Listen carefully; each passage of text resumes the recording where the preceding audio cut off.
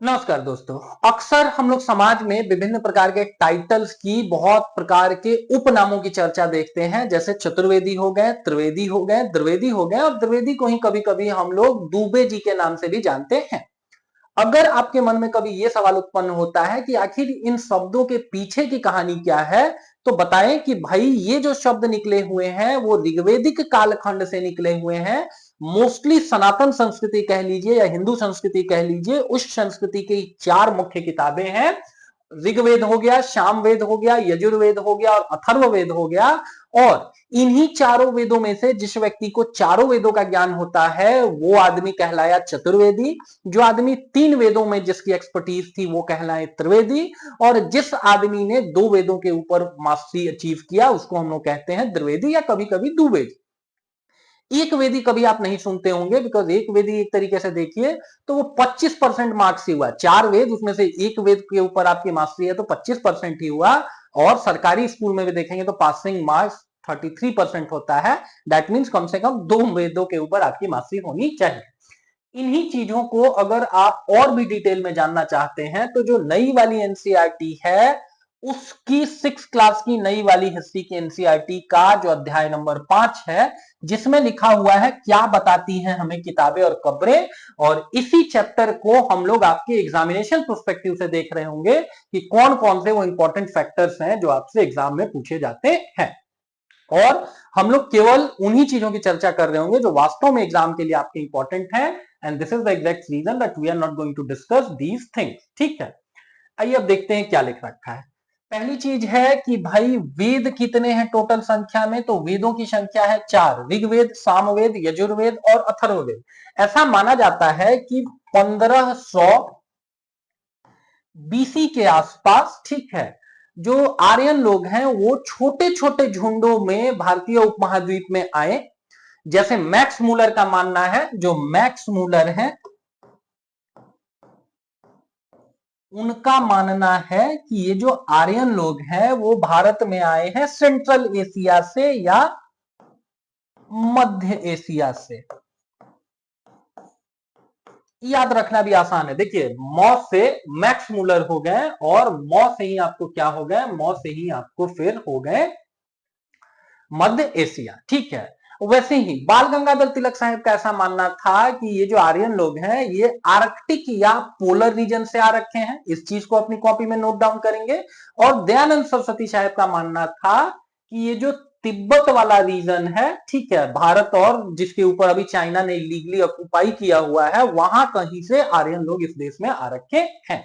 ठीक है, तो ये वाला जो इलाका है बेसिकली यहां कहीं से आर्यन लोग आए हुए हैं। ठीक है, अब बात करते हैं कि आने के बाद जिस पहले किताब की रचना की गई उसको हम लोग किस नाम से जानते हैं। उसको हम लोग जानते हैं ऋग्वेद के नाम से। ठीक है, ऋग्वेद में बेसिकली 1028 महत्वपूर्ण श्लोक या सूक्त हैं और इसमें देवी देवताओं की स्तुति की गई है। मोस्टली इंद्र हो गए, ठीक है, वरुण हो गए, अग्नि इत्यादि की। सामवेद माना जाता है कि भारतीय जो संगीत है ना वो कहां से निकला हुआ है, तो वो आपको सामवेद से ही निकला हुआ है।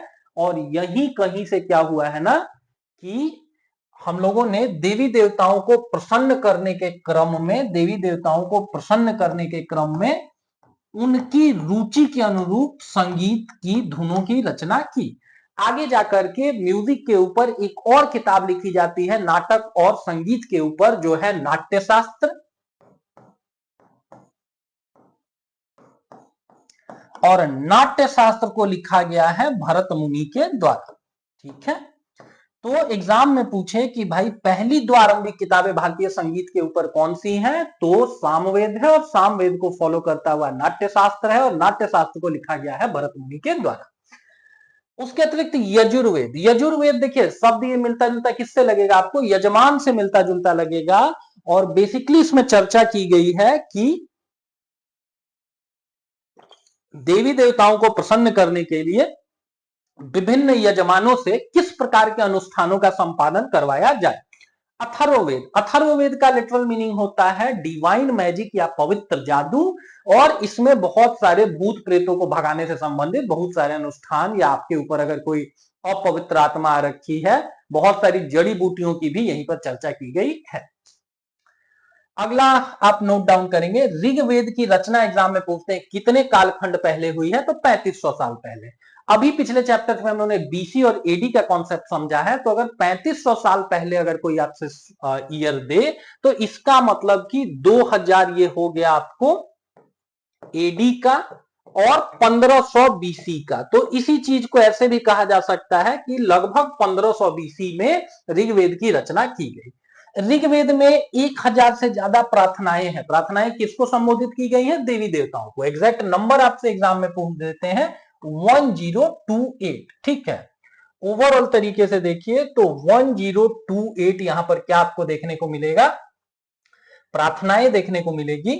और ऋग्वेदिक प्रार्थनाओं को क्या कहा जाता है? इनको सूक्त कहा जाता है। ठीक है, अच्छा, एग्जाम में अब आपसे और कॉन्सेप्चुअल क्वेश्चन पूछे जा रहे हैं। तो अब वो लोग आपसे क्वेश्चन पूछेंगे ना कि भाई हमको पता है, सदियों से पूछ रहे हैं कि भाई ऋग्वेद में कितना सूक्त है या कितने श्लोक हैं। इन्हीं श्लोकों को सूक्त या ऋचा भी कहा जाता है। ठीक है, कितने हैं ये तो हमको पता है। ठीक है, 1028। बट आप हमको बताओ कि सूक्त का शाब्दिक अर्थ क्या होता है? तो सूक्त का शाब्दिक अर्थ होता है अच्छे तरीके से बोला गया। मोस्टली 3 देवी देवताओं की चर्चा है, अग्नि, इंद्र और सोम। ठीक है, यहां पर ऑर्डर जो दिया हुआ है ना, इस ऑर्डर को थोड़ा चेंज करेंगे। 1028 में से लगभग 250 समर्पित हैं इंद्र को और अनदर 200 समर्पित हैं अग्नि को।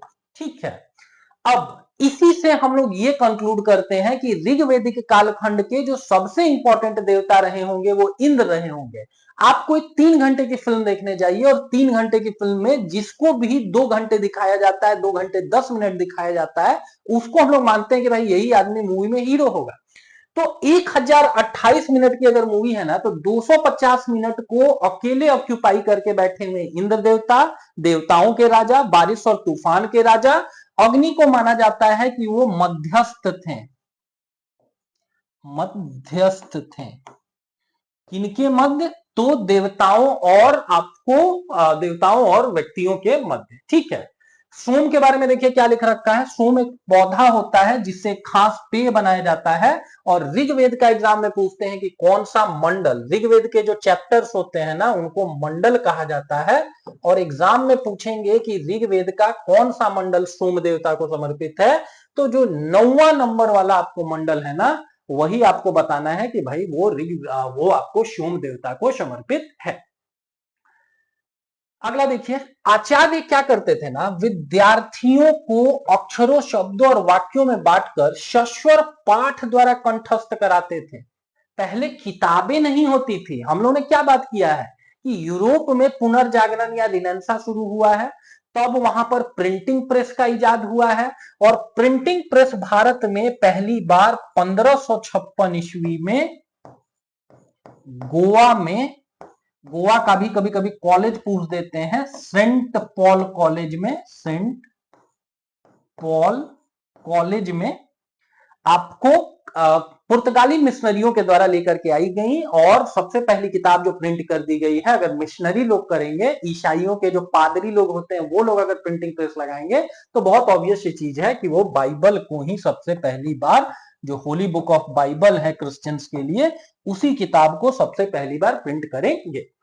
तो पहले चूंकि प्रिंटिंग वगैरह की आपकी सुविधा नहीं थी, तो गुरुजी लोग क्या करते थे, वो लोग क्या करते थे कि बड़े बड़े जो श्लोक होते थे उनको छोटे शब्दों, छोटे वाक्यों में बांटा जाता था और सश्वर पाठ उसका किया जाता था। एक ही चीज को आप बार बार बोल करके भी ना पढ़ेंगे ना, तो चीजें लॉन्ग टर्म मेमोरी में आपकी आती हैं।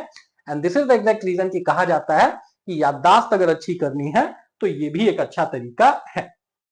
ठीक है, अधिकांश सूक्त किसके द्वारा रचे गए हैं? एग्जाम में पूछे तो पुरुषों के द्वारा।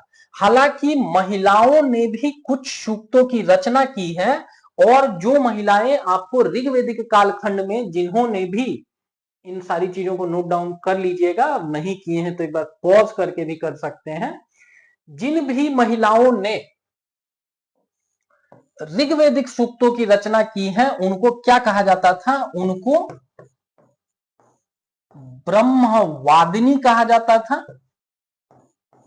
ठीक है, इसका मतलब कि जो ऋग्वेदिक कालखंड है उस कालखंड में महिलाओं को आपको यथेष्ट सम्मान दिया जाता था और उनको भी इतना एम्पल अपॉर्चुनिटी दिया जाता था कि अगर आपके पास कोई इंटेलेक्चुअल नॉलेज है, अगर आपके पास कोई बौद्धिक ज्ञान है, तो आप उसको हम लोगों के साथ शेयर कर सकती हैं। ब्रह्मवादिनियों में से लोपामुद्रा, घोषा, सिकता आदि के नाम आपसे पूछे जाते हैं। ठीक है, यहां हम लोग अपने को कॉन्फाइंड करेंगे, छोटी छोटी चीजें और भी हम आपको बता दे रहे हैं, बट ध्यान रखेंगे कि यहां पर हम लोग केवल बात कर रहे होंगे इसी वाले एनसीईआरटी की। ऋग्वेद की भाषा पूछी जाए कि कौन सी भाषा है, तो भाषा प्राक संस्कृत है या वैदिक संस्कृत है। ठीक है, तुम स्कूल में जो संस्कृत पढ़ते हो उससे यह भाषा थोड़ी अलग है। एग्जाम में पूछेंगे कि ऋग्वेद की भाषा क्या थी, तो वो संस्कृत थी, बट संस्कृत में भी कौन सी संस्कृत, प्राक संस्कृत और वैदिक संस्कृत। जैसे एक लाइन लिखी हुई है भारत को लेकर के कि भारत में कोस कोस में बदले पानी, तीन कोस में वानी। हर एक कोस पर ना, चूंकि पहले ये सब प्रधानमंत्री नल का जल योजना तो नहीं होती थी, पहले लोग खुदाई करते थे, अंडरग्राउंड वाटर को ही इस्तेमाल में लाते थे, भूमिगत जल से ही हमारी प्यास बुझती थी। तो कोस कोस पर बदले पानी मतलब हर एक कोस दूरी पर जाके आप खुदाई करेंगे ना तो आपको पानी का टेस्ट बदला हुआ दिखेगा। और तीन कोस पर वानी मतलब तीन कोस दूर आप जाएंगे तो लैंग्वेज में आपको चेंज दिख जाएगा। इतना डाइवर्सिफाई, इतनी विविधता भारत में रही हुई है। ठीक है, तो भाषा का जो अभी का आपका स्वरूप है ना, वो स्वरूप आज से 3500 साल पहले रहा होगा ये जरूरी नहीं है। That was quite different. Even जो हिंदी अभी हम लोग जानते हैं, समझते हैं, इसके आधुनिक हिंदी के जनक किनको कहा जाता है? भारतेंदु हरिश्चंद्र को कहा जाता है। ठीक है, और भारतेंदु हरिश्चंद्र ने ही क्या लिखा है?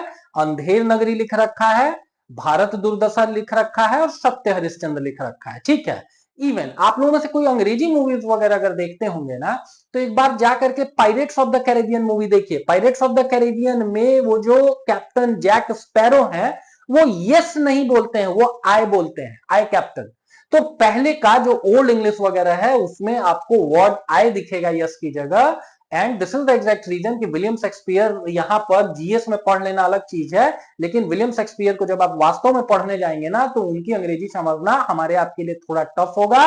सेम कहानी is applicable here also. Rigveda की भी जो भाषा है संस्कृत, वो अभी की जो प्रचलित संस्कृत है उससे अलग है। ठीक है, बाय द वे जितनी भी बातें हम आपको बताते हैं ना, ये कहीं ना कहीं एग्जाम में पूछी गई हैं। ठीक है, आधुनिक हिंदी के जनक कौन है? भारतेंदु हरिश्चंद्र।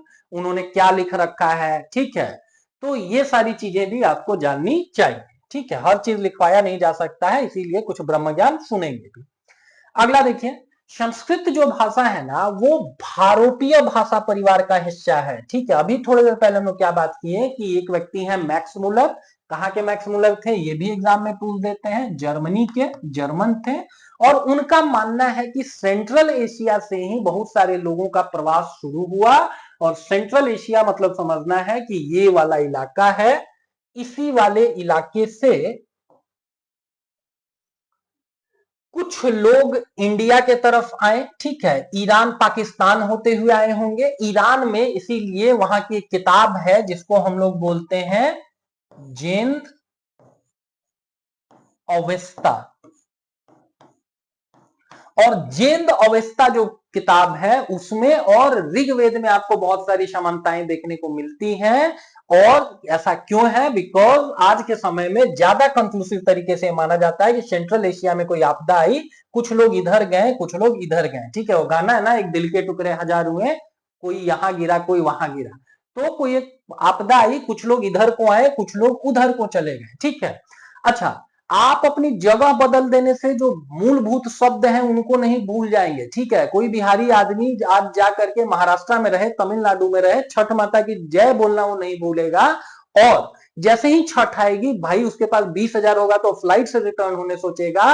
और अगर उसके जेब में 200 होगा तो जनरल टिकट लेकर के आने का प्रयास करेगा, लेकिन अपनी संस्कृति के मूलभूत तत्व नहीं भूलेगा। Same thing is applicable here also. इसीलिए हम लोग क्या पढ़ रहे हैं कि जो संस्कृत है ना वो भारोपीय, भारोपीय में कौन से दो वर्ड इंक्लूडेड है? भारत और यूरोपीय। तो यही रीजन है कि यूरोप के बहुत सारे शब्द और भारतीय कॉन्टेक्स्ट में भी बहुत सारे शब्द आपको एक जैसे मिलते हैं। जैसे मां और मदर, ठीक है। संस्कृत में क्या बोलते हैं? भ्रातृ, ठीक है, भ्रातृ। और इंग्लिश में बोलते हैं ब्रदर। आप प्रोनाउंसिएशन देखेंगे ना तो ये प्रोनाउंसिएशन काफी सिमिलर होगा, ठीक है। संस्कृत में शब्द होता है नवगाथा और आपको इंग्लिश में वर्ड होता है नेविगेशन। तो देखिए काफी समानता है। एग्जामिनेशन पॉइंट ऑफ व्यू से जानेंगे, संस्कृत भारत यूरोपीय भाषा परिवार का हिस्सा है और भारत की बहुत सारी भाषाएं जैसे असमिया हो गया, गुजराती हो गया, हिंदी हो गया, कश्मीरी हो गया और सिंधी हो गया। साथ साथ यूरोप के बहुत सारे भाषाएं जैसे अंग्रेजी हो गया, फ्रेंच हो गया, जर्मन हो गया, यूनानी हो गया, सब इसी भाषा परिवार से जुड़ी हुई हैं, ठीक है। जैसे एग्जाम्पल ही दिया हुआ है, मात्र हो गया, माँ हो गया और मदर हो गया, एक जैसे शब्द हैं। इसके अतिरिक्त जो पूर्वोत्तर में कौन सी भाषा चलती है, पूर्वोत्तर जो भारत है उसमें कौन सी भाषा चलती है, उसमें तिब्बत बर्मा परिवार की भाषाएं बोली जाती हैं, ठीक है। जो हमारा ये वाला रीजन है ना, जो नॉर्थ ईस्ट वाला पार्ट है, ठीक है, नॉर्थ ईस्ट में आप चले जाएंगे तो नॉर्थ ईस्ट में आपको कौन सी भाषा परिवार देखने को मिलेगा? तिब्बत बर्मा भाषा परिवार देखने को मिलेगा, ठीक है। और कौन कौन सी लैंग्वेजेस तब इसमें आ जाएगी? जैसे मणिपुरी हो गया, मणिपुरी हो गया, नागाओं की नागा भाषा हो गई, ठीक है। तो इन सबको हम लोग तिब्बत बर्मा परिवार में कंसीडर करते हैं। लेकिन फिर आपको कंफ्यूजन से बचना है। एक भाषा ऐसी है जैसे असम किसका हिस्सा है? असम भी तो आपको पूर्वोत्तर भारत का हिस्सा है ना, लेकिन असमिया के ऊपर आप हाईलाइट कर लेंगे, उसको अलग से नोट डाउन कर लेंगे कि ठीक है असम भारत के आपको पूर्वोत्तर हिस्से में आता है, लेकिन असमिया हो गया या बंगाली हो गया, ये ओडिया हो गया, ये तीनों लैंग्वेजेस बहुत क्लोज हैं। इन तीनों लैंग्वेजेस के लोग आपस में ऐसा थोड़ा कम्युनिकेट कर पाते हैं और ये तीनों जो लैंग्वेजेस हैं वो भारतीय भाषा परिवार की हैं, न कि आपको तिब्बत बर्मा भाषा परिवार की। अगले में देखिए द्रविडियन भाषाएं कहां चलती हैं? द्रविडियन भाषा चलती हैं आपको दक्षिण भारत में। 4 भाषाएं, तमिलनाडु में आपको तमिल हो गया, ठीक है, कन्नड़ हो गया कर्नाटक वाले में, ठीक है, मलयालम हो गया कहां पर? केरल वाले इलाके में, और तेलुगु हो गया आपको आंध्र प्रदेश और तेलंगाना वाले इलाके में। इन चारों भाषाओं में से भी जो सबसे पुरानी भाषा है वो कौन सी है? तमिल भाषा है। ऐसा माना जाता है कि तमिल भाषा का ज्ञान सबसे पहली बार भगवान शंकर ने अगस्त्य ऋषि को दिया और उसी अगस्त्य ऋषि ने जाकर के उन्हीं ने ही क्या किया हुआ है? दक्षिण भारत का आर्यकरण किया है, ठीक है।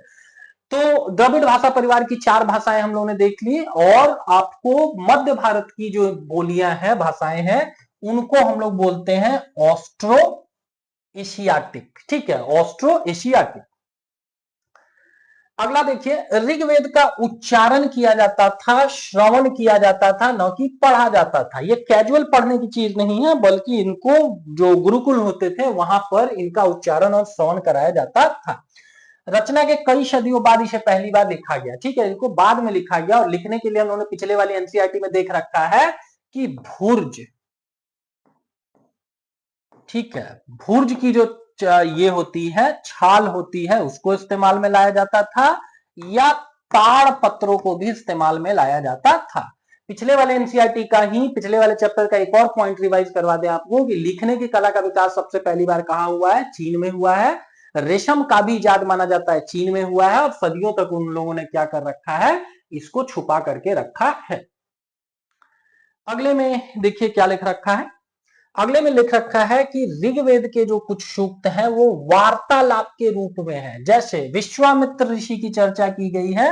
विश्वामित्र वही ऋषि हैं जिन्होंने तीसरा वाला मंडल लिख रखा है और जिस हम लोग गायत्री मंत्र का पाठ करते हैं, ओम भूर्भुवः स्वः तत्सवितुर्वरेण्यम भर्गो देवस्य धीमहि धियो यो न प्रचोदयात्, उसकी रचना करने वाले भी विश्वामित्र हैं। और विश्वामित्र ने क्या कर रखा है कि ये शवित्र या शविती नाम से एक देवता को ये डेडिकेट कर रखा है और गायत्री माता को ये डेडिकेटेड नहीं है, बल्कि सूर्य देवता को ये डेडिकेटेड है। सूर्य के ही एक उपनाम उपदेवता के तौर पर सावित्री को समझेंगे या शवित्र को समझेंगे, ठीक है। अब वार्तालाप, विश्वामित्र ऋषि किसके साथ वार्तालाप कर रहे हैं? व्यास ऋषि के साथ और शतलुज के साथ। विश्वामित्र जो ऋषि हैं उनका आश्रम कहां था? बिहार के आरा में था। यही तो राम लक्ष्मण को लेकर के आते हैं कि भाई हमको क्या है ना कि असुर लोग बहुत परेशान कर रहे हैं, और जनक और दशरथ से मांगते हैं कि अपने बेटों को दे दीजिए, वो असुरों को मार करके फिर हम आपको रिटर्न कर देंगे। शुरू शुरू में जो दशरथ जी थे वो बहुत हेजिटेट कर रहे थे कि मेरे बच्चे तो बहुत सुकोमल हैं, ठीक है, उनको क्यों भेजना, आप बोलिए हम आपके साथ चलते हैं, उनको लड़ने भिड़ने का एक्सपीरियंस नहीं है। तब उनके राजपुरोहित उनको बताते हैं दो चीजें, पहला तो ये कि राम और लक्ष्मण सामान्य लोग नहीं है, ईश्वरीय अंश है उनमें, और दूसरा ये चीज कि भाई विश्वामित्र को भी तुम हल्के में मत लो, वो आदमी पहले राजा बन था, उसके बाद वो ऋषि बना है, तो वो खुद इतना कैपेबल है कि वो सारे राक्षसों को मार सकता है, लेकिन वो आपके बेटे को ग्लोरी दिलवाना चाह रहे हैं, and this is the exact reason कि आप राम लक्ष्मण को उनके साथ भेजिए, उनका कल्याण होगा।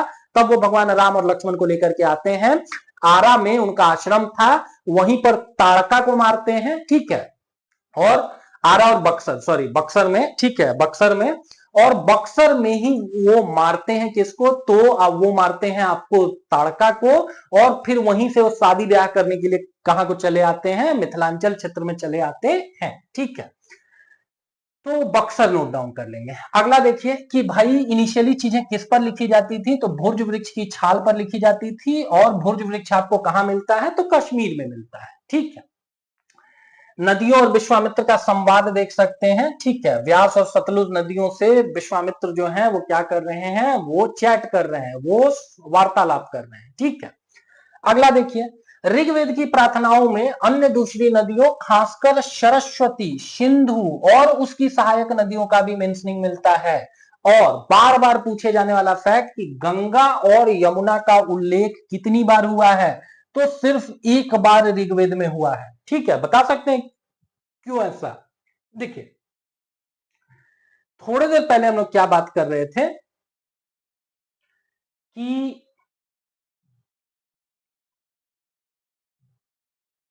थोड़ी देर पहले हम लोग ये बात कर रहे थे कि भाई सेंट्रल एशिया से इस देश में आर्यन लोग आए, ठीक है, ईरान हुआ, फिर अफगानिस्तान आए, फिर पाकिस्तान आए, ठीक है, पाकिस्तान में भी सेटल हुए, अफगानिस्तान में भी हुए हैं, भारत में ही हुए हैं। ओवरऑल ये केवल भारत नहीं बल्कि भारतीय उपमहाद्वीप की कहानी।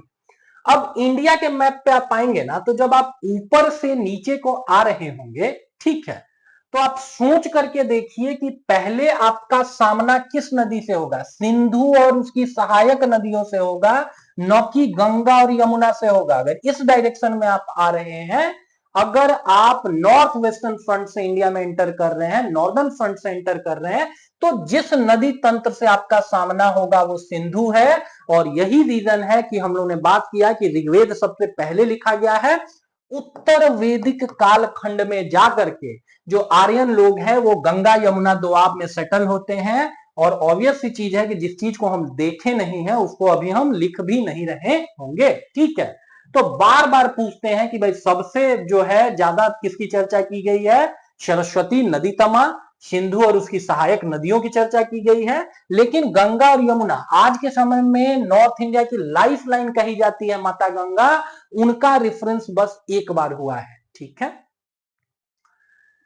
अगले में देखिए, ऋग्वेद में मवेशियों, बच्चों, खासकर पुत्रों और घोड़ों की प्राप्ति के लिए अनेक प्रार्थनाएं की गई हैं, ठीक है। ऐसा माना जाता है कि यहाँ की जो स्थानीय जनजातियां थी उनको आर्यन लोग इसलिए टैकल कर पाए क्योंकि उनको दो चीजों के ऊपर मास्टरी थी, एक लोहा और दूसरा घोड़ों से चलित, घोड़ा चलित रथ। तो रथ के लिए आपको क्या चाहिए होगा? प्राइम कंसर्न आपका क्या है? इस देश में आपको सरवाइव करना है, तो सबसे पहले आपको प्रयास ये करना होगा कि यहां के जो आपको ट्राइबल्स हैं उनको हम हराएं, उनके साथ युद्ध में हम विजयी हों, और युद्ध में विजयी होने के लिए आपको घोड़ा चलित रथ चाहिए, घोड़ा चलित रथ के लिए घोड़ा चाहिए। दूसरा, ट्रेडिशनली माना जाता है कि लड़ना भिड़ना पुरुषों का काम है, ठीक है, परंपरागत रूप से ऐसा माना जाता है। आज के समय में बिहार की या पूरे देश की जो बेटियां हैं वो भी आर्मी में और पुलिस में भर्ती होकर के गौरवान्वित कर रही है देश को, समाज को। बट उस समय ऐसी मान्यता थी कि भाई पुरुष ही लड़ने में ज्यादा कैपेबल है, तो अगर पुरुष को ज्यादा कैपेबल माना जाएगा, तो दैट मीन्स आप उन्हीं की प्राप्ति के लिए प्रार्थनाएं करेंगे, ठीक है। और या फिर ये भी रीजन हो सकता है कि लड़कियों को सोफिस्टिकेटेड माना गया, ठीक है, माना गया कि भाई लड़कियों को लड़ाई झगड़ा ये सब फालतू की चीजें हैं, इसमें लड़कियों को नहीं डाला जाए और ये सब जो फालतू के काम है वो लड़कों को ही करने दिया जाए, ठीक है। अभी भी समाज में देखेंगे ना तो मटरगश्ती कौन करते हैं, लड़के ही करते हैं, ठीक है।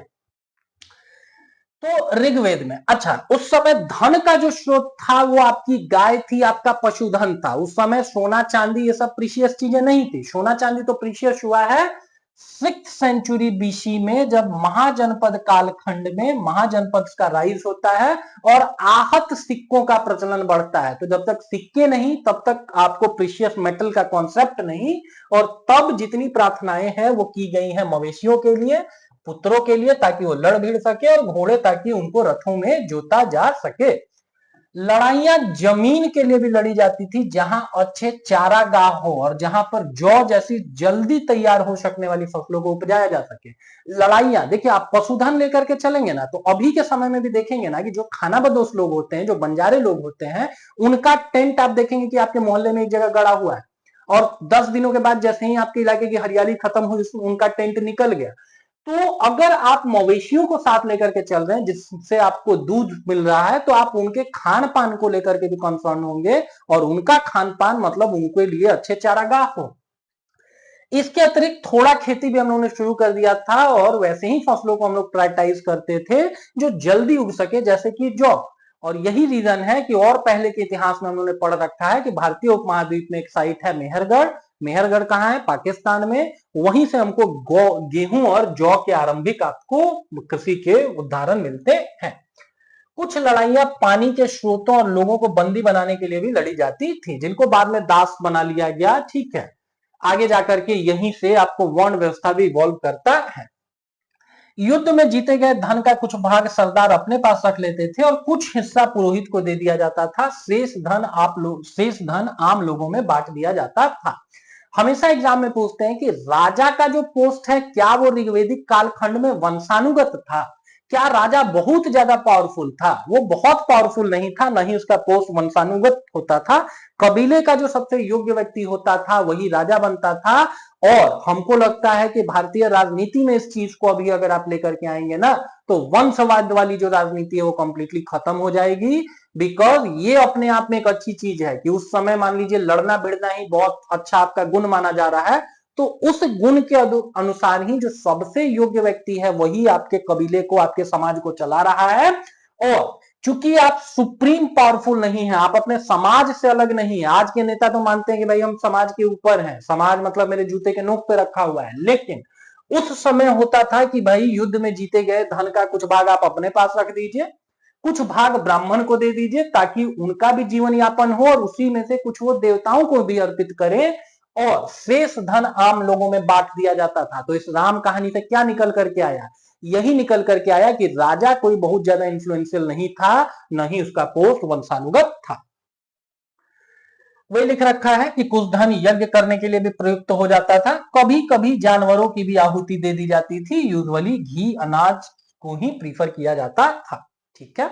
अधिकांशतया पुरुष युद्धों में भाग लेते थे। यही कारण है कि ऋग्वेद के बहुत सारे सूक्त हैं उसमें इंद्र देवता से प्रार्थना की गई है कि हमको वीर प्रतापी ऐसे बेटे दें जो कि लड़ने भिड़ने में कैपेबल।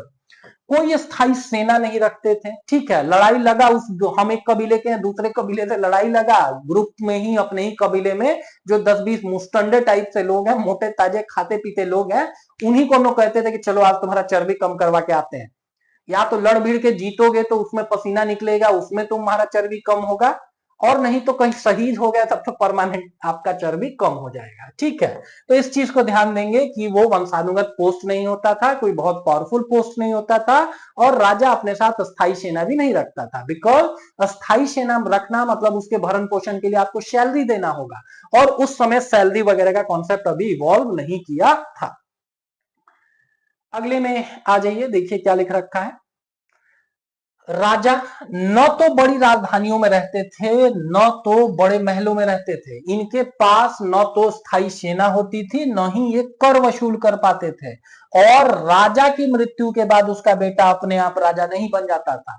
ये सारी राम कहानी एप्लीकेबल है वैदिक काल में, और वैदिक काल मोटे तौर पर हम लोग मानते हैं 1500 से लेकर के 1000 बीसी तक, ठीक है।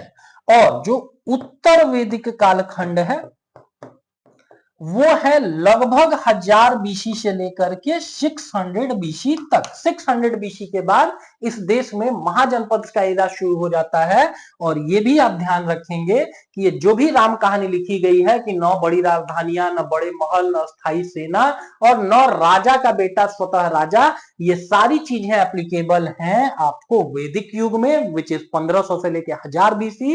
And vice versa is also applicable कि भाई उत्तर वैदिक आते आते राजा बड़ा पावरफुल, बड़ा इन्फ्लुएंशियल, बड़ा प्रभुत्व वाला हो गया, अब उसका बेटा ही राजा बनेगा। अब वो स्थायी रूप से सेना भी रखेगा, कर वसूल करके अपनी सेना का भरण पोषण भी कर पाएगा, और राजा का जो पोस्ट है वो भी वंशानुगत होता गया। अगला देखिए, आगे जाकर के 600 बीसी में हम लोगों ने क्या बात किया कि महाजनपद जो है शब्द इवॉल्व किया। अब उसकी कहानी जानते हैं। महा मतलब बड़ा, बड़ा राज्य। जन मतलब क्या होता है, ठीक है, आम जन मतलब आम जनता, द पीपल, लोग। और पद मतलब होता है पांव, ठीक है। तो जनपद मतलब लोगों के बसने का जगह। बहुत ऑब्वियस सा चीज है ना कि जब तक आदमी मतलब शारीरिक रूप से दिव्यांग नहीं होगा, उसके पांव जहां रहेंगे वहीं पर वो आदमी भी बसा हुआ माना जाएगा, ठीक है। तो जनता या पूरे समुदाय के लिए दो शब्दों का इस्तेमाल किया जाता था। एक था जन, दूसरा था विश्व। जो आम जनता थी उसके लिए शब्दावली क्या, या तो जन या तो विश्व। विश्व से ही आगे जाकर के वैश्य शब्द बना है, और वर्ण व्यवस्था के अंतर्गत सबसे ऊपर ब्राह्मणों को दर्जा दिया गया, फिर क्षत्रियों को दिया गया, फिर वैश्य को दिया गया। और बिजनेस वगैरह करना जो है माना गया कि उसमें एक्सपर्टीज किनकी है, वैश्य लोगों की है। वही बिजनेस को क्या करेंगे, ग्रो करेंगे, और उसी में से सर्टेन पैसा वो क्या कर रहे होंगे, टैक्स के तौर पर फिर राजा या सरकार को भरेंगे, जिससे फिर राज्य का प्रशासन इत्यादि चलेगा। ऋग्वेद में विश और जन के नाम हम लोगों को देखने को मिलते हैं, इसीलिए हमें पुरुजन या पुरुविश, भरतजन या यदुजन या विश जैसे नाम मिलते हैं, ठीक है।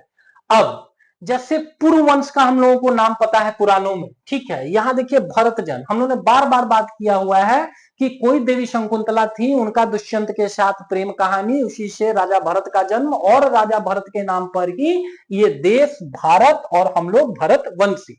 माना जाता है कि आज के समय में जितने भी भारतीय लोग हैं कहीं ना कहीं अनुवांशिक रूप से भी राजा भरत से ही जुड़े हुए हैं, ठीक है। एक्सेप्शंस भी हो सकते हैं, बट एक कॉमन जो बिलीव है वो है।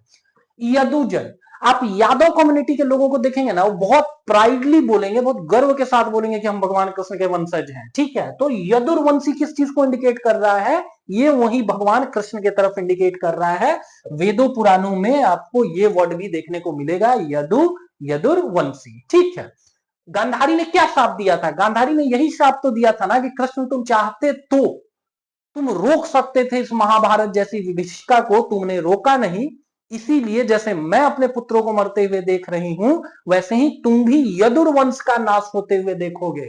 वर्ड क्या दिख रहा है, यदुर, ठीक है। अगला देखिए, जो लोग पहले आकर के इस देश में सेटल हुए हैं, जो लोग सेंट्रल एशिया से आए, उनको कहा गया आर्य। आर्य मतलब होता है श्रेष्ठ या कुलीन, ठीक है, श्रेष्ठ या कुलीन,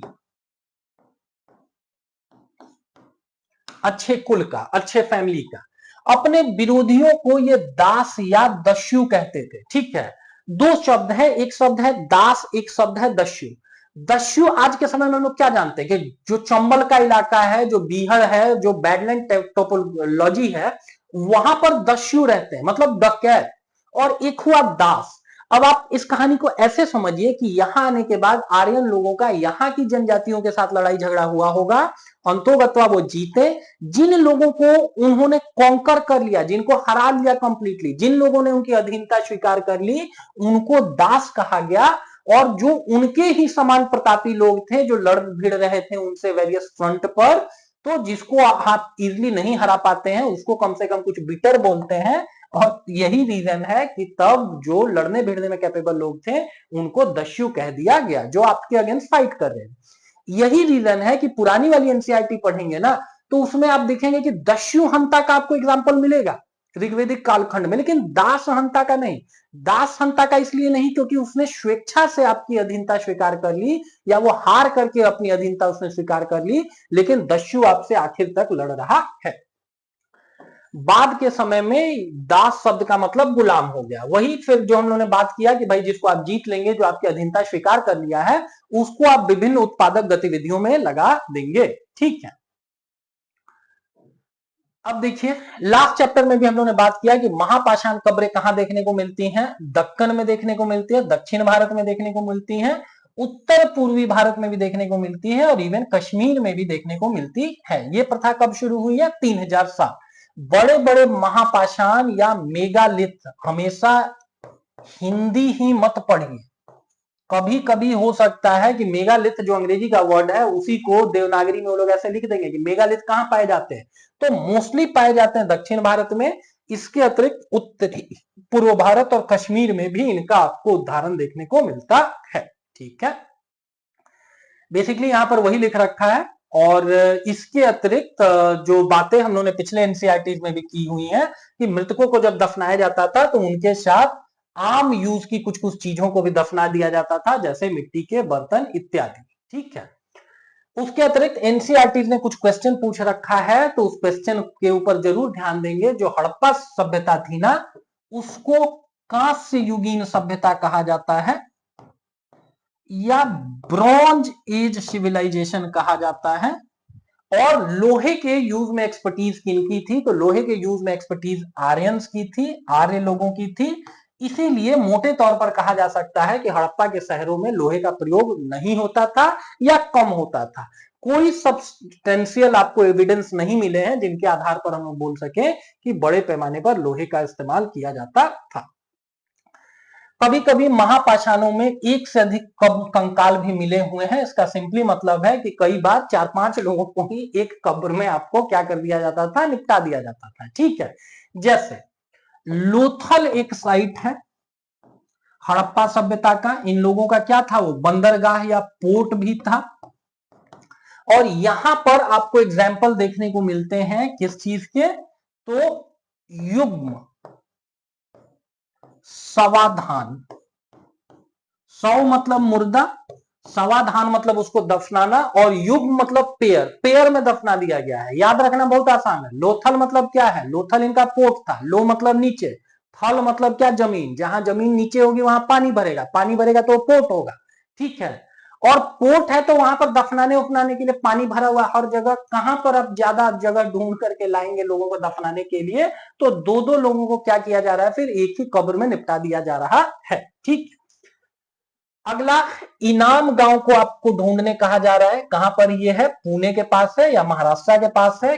कहां पर एग्जैक्टली लोकेटेड है? तो भीमा की एक सहायक नदी घोड़ के किनारे है। ठीक है, और भीमा खुद किसकी सहायक नदी है? तो कृष्णा की। कृष्णा कहां से ओरिजिनेट करती है? तो महाबलेश्वर के पास से वेस्टर्न घाट में ये ओरिजिनेट करती है। And this is the exact reason कि इस पूरे सेशन में हम लोग बहुत सारी चीजें आपको ऐसे भी रिवाइज करवा देते हैं, जैसे हिस्ट्री है तो उसके अतिरिक्त उसके इर्द गिर्द का ज्योग्राफी भी जानिए, और ज्योग्राफी पढ़ रहे हैं तो उसका हिस्टोरिकल इवोल्यूशन भी जानिए। ठीक है, अगला देखिए कंकालों के अध्ययन के बारे में दिया हुआ है। कंकालों का लिंग पहचानने का कि भाई वो मेल था या फीमेल था, सबसे बेहतर तरीका आपको क्या है? हड्डियों की जांच है। चूंकि महिलाएं बच्चों को जन्म देती हैं, इसीलिए उनका जो कटी प्रदेश है या कूल्हा है वो पुरुषों के मुकाबले ज्यादा चौड़ा होता है। एक नेचुरल प्रोसेस है, और उससे भी हम लोग किस चीज को आइडेंटिफाई कर लेते हैं कि भाई बहुत चांसेस है कि ये महिला का है। ठीक है, अगला देखिए आज से लगभग 2000 साल पहले चरक नाम के प्रसिद्ध वैद्य हुए। चरक, ठीक है, आप लोगों को बता रखे हैं कि जो राजा कनिष्क है, कनिष्क ने शक संवत चलाया। शक संवत मतलब अपने को 78 एडी समझना है। और ये भी हम लोगों ने बात किया हुआ है कि कनिष्क के राज दरबार में 3 लोग थे। नागार्जुन एक दार्शनिक, नागार्जुन